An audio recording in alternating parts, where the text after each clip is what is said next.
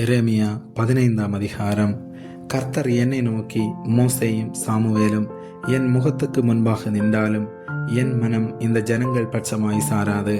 இவர்கள் என் முகத்தை விட்டு புறப்பட்டு போகும்படி இவர்களை துரத்திவிடு. எங்கே புறப்பட்டு போவோம் என்று இவர்கள் உன்னை கேட்டால், நீ அவர்களை நோக்கி, சாவுக்கு ஏதுவானவர்கள் சாவுக்கும், பட்டயத்துக்கு ஏதுவானவர்கள் பட்டயத்துக்கும், பஞ்சத்துக்கு ஏதுவானவர்கள் பஞ்சத்துக்கும், சிறையிருப்புக்கு ஏதுவானவர்கள் சிறையிருப்புக்கும் நேராய் போக வேண்டும் என்று கர்த்தர் உரைக்கிறார் என்று சொல்லு. கொண்டு போடப்பட்டையும், பிடித்து இழுக்க நாய்களும், பட்சித்து அழிக்க ஆகாயத்து பறவைகளும், பூமியின் மிருகங்களும் ஆகிய 4 விதமான வாதைகளை நான் அவர்கள் மேல் வர கட்டளையிடுவேன் என்று கர்த்தர் சொல்லுகிறார். எசேக்கியாவின் குமாரனும் யூதாவின் ராஜாவுமாகிய மனாசே எருசலேமில் செய்தவைகளின் நிமித்தம் அவர்களை பூமியிலுள்ள எல்லா ராஜ்யங்களிலும் அலே பண்ணுவேன். எருசலேமே, யார் உன்மேல் இறங்குவார்கள்? யார் உன்மேல் பரிதபிப்பார்கள்? யார் உன்னிடத்திற்கு திரும்பி உன் சுக செய்தியை விசாரிப்பார்கள்? நீ என்னை விட்டு பின்வாங்கி போனாய், ஆகையால் என் கையை உனக்கு விரோதமாய் நீட்டி உன்னை அழிப்பேன். நான் பொறுத்து இளைத்து போனேன் என்று கர்த்தர் சொல்லுகிறார்.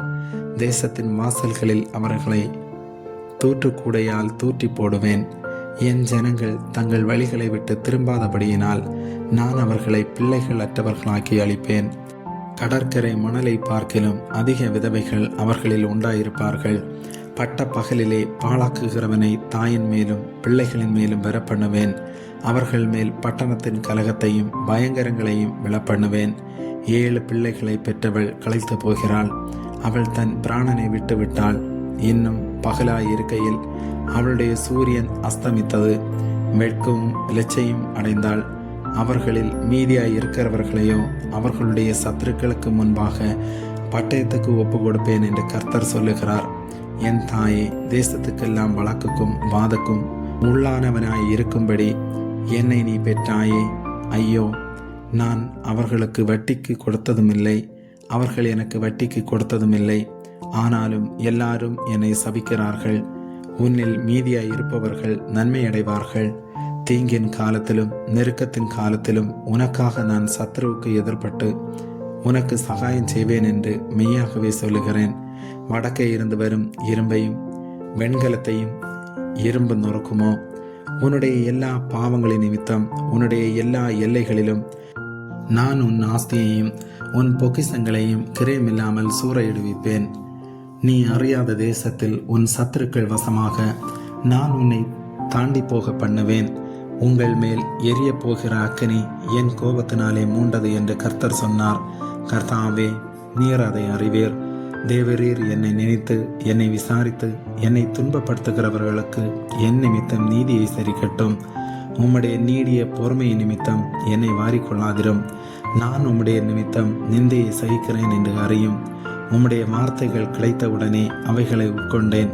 உம்முடைய வார்த்தைகள் எனக்கு சந்தோஷமும் என் இருதயத்துக்கு மகிழ்ச்சியுமாயிருந்தது. சேனைகளின் தேவனாகிய கர்த்தாவே, உம்முடைய நாமம் எனக்கு தரிக்கப்பட்டிருக்கிறது. நான் பரியாசக்காரருடைய கூட்டத்தில் உட்கார்ந்து களி கூர்ந்ததில்லை. உமது கருத்து நிமித்தம் தனித்து உட்கார்ந்தேன். சலிப்பினால் என்னை நிரப்பினேர்.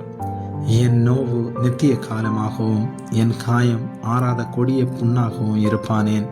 நீர் எனக்கு நம்பப்படாத ஊற்றை போலவும் வற்றி போகிற ஜலத்தை போலவும் இருப்பீரோ?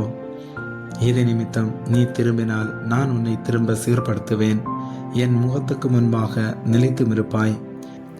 நீ தீழ்ப்பானதென்று விலையேறப்பெற்றதை பிரித்தெடுத்தால் என் வாய் போலிருப்பாய்.